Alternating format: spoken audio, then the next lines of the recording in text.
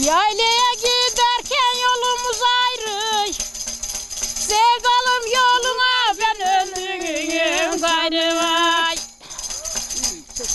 Masaya oturmuş masa doldurur. Esen yeller kekilini kaldır, gelin kaldır. Sana da sana kara gözlüm, senin bakışların beni öldürür, gelin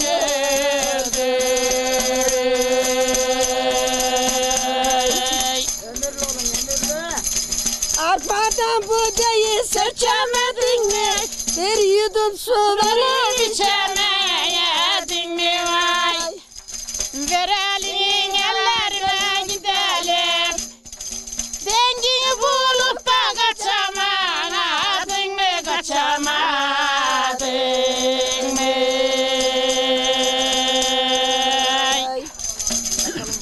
Verelim ellerine gidelim.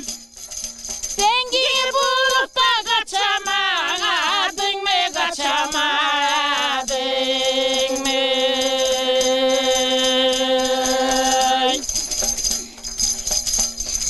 Sarı şamdan damlamasın katıran, gam yemesin erbabıyla oturan ay.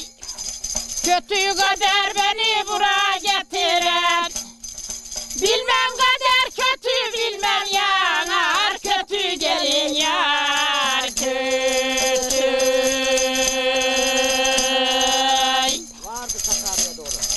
Kötü kader beni buraya getiren, bilmem kader kötü, bilmem yanar kötü, gelin yar kötü.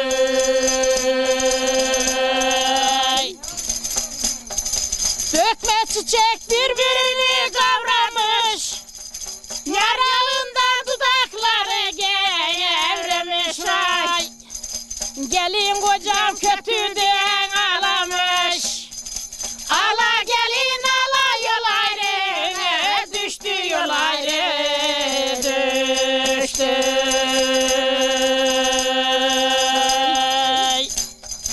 Gelin kocam kötü diyen ağlamış, ala gelin ala yol ayrı, düştü yol ayrı, düştü. Burada kalalım. Bir kızlarımızı alkışlayalım. Ağzınıza, yüreğinize sağlık. Çok güzeldi. Kültürümüzden izleri sizlere sunmaya devam ediyoruz.